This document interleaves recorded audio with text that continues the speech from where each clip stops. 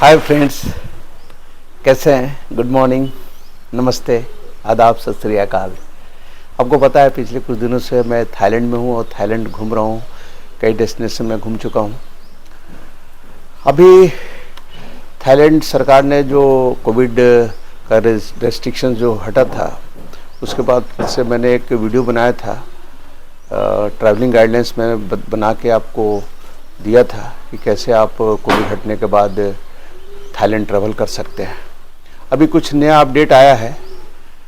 पिछला वाला वीडियो आप मेरे डिस्क्रिप्शन बॉक्स में जाके लिंक देख सकते हैं। अभी कुछ नया अपडेट्स आए हैं। थाईलैंड गवर्नमेंट ने ट्रैवलिंग गाइडलाइंस नए सिरे से जारी किया था।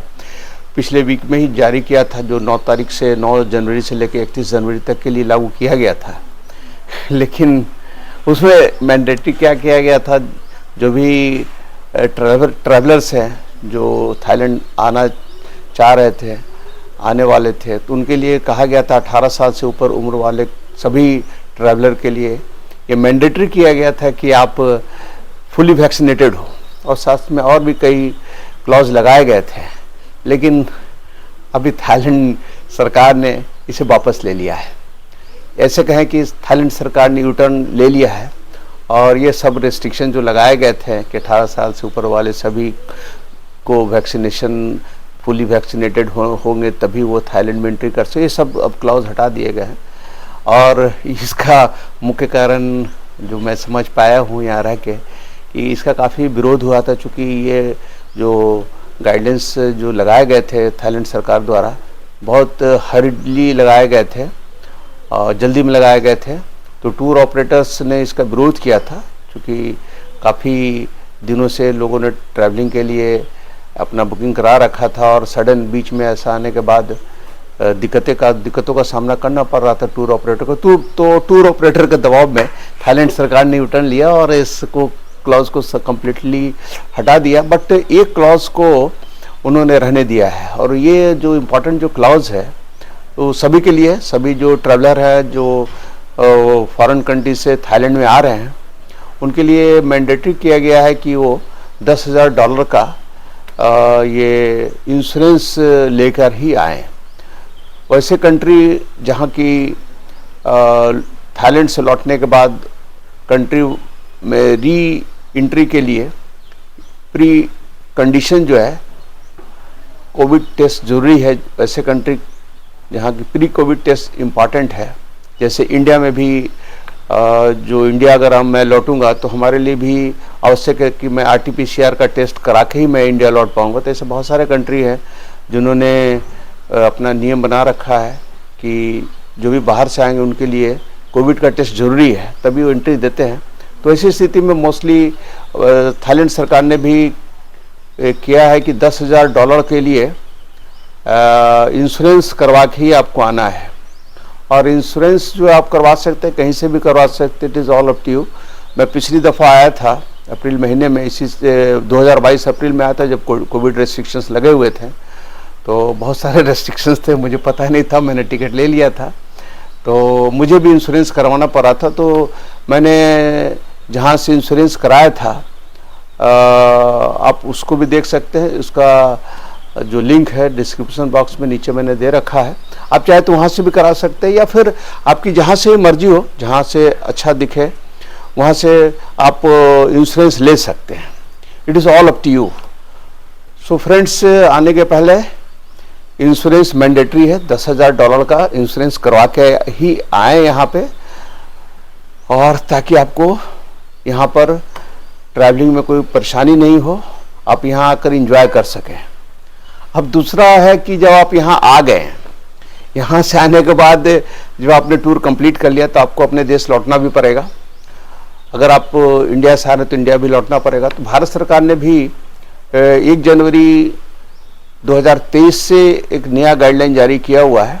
भारत सरकार ने एक बार फिर से एयर सुविधा पोर्टल को फिर से लॉन्च कर दिया है, और भारत सरकार ने 6 ऐसे कंट्री को आइडेंटिफाई किया है जो कोरोना के प्रति काफ़ी ससेप्टेबल है, या फिर कोरोना वहाँ पर हो चुका है, या फिर वहाँ से कोरोना फैलने का संभावना बना हुआ है।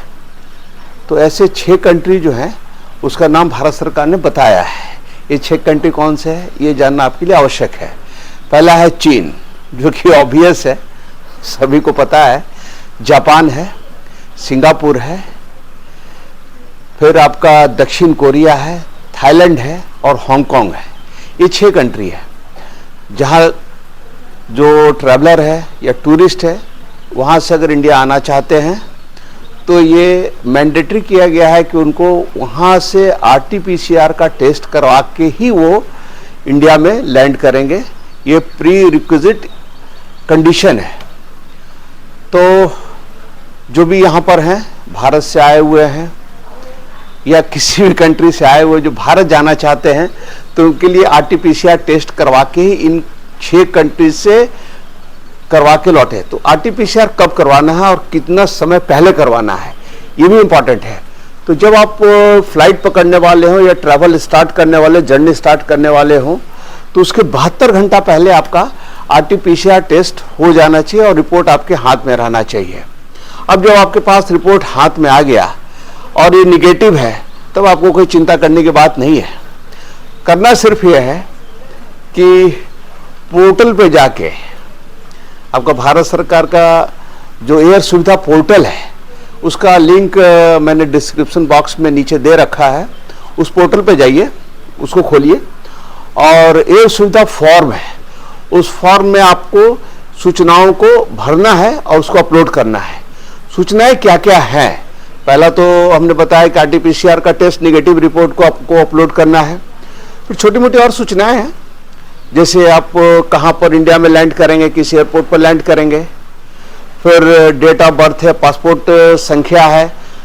दूसरा एक और इम्पॉर्टेंट है कि 14 दिन के अंदर में जिस कंट्री में जहाँ से आप आ रहे हैं उसके पहले 14 दिन पहले कहाँ कहाँ पर आप मूव किए, कहाँ कहाँ आपने भ्रमण किया है, ट्रैवल किया है, उससे संबंधित जानकारी आपको देनी होगी।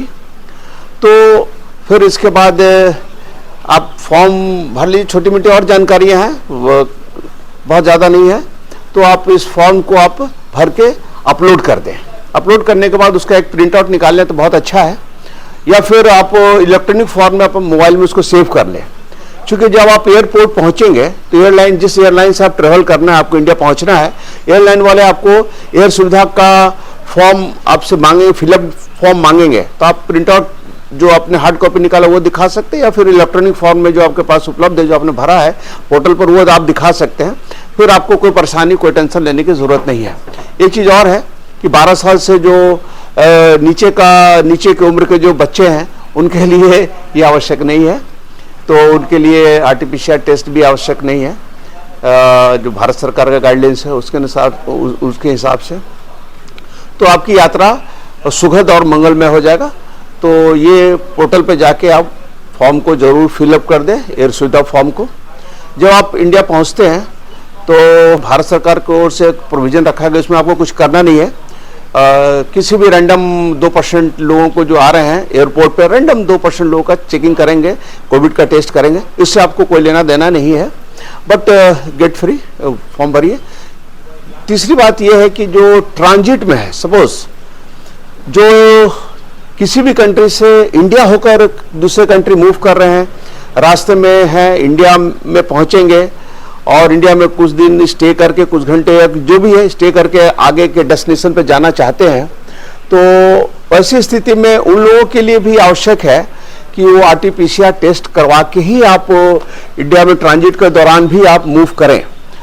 अदरवाइज आपके लिए परेशानी पैदा हो सकती है।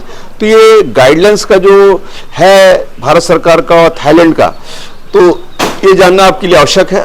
इससे क्या होगा कि आप सुविधाजनक तरीके से यात्रा कर सकते हैं, हैप्पीली जर्नी कर सकते हैं और जर्नी का आनंद ले सकते हैं। तो फ्रेंड्स, ये जानकारी आप रखें अपने पास और फ्रेंड्स को भी आप चाहे तो शेयर कर सकते हैं। तो विश यू हैप्पी जर्नी और फिर मिलते हैं हम लोग अगले वीडियो में। थैंक्स, फिर मिलते हैं, बाय।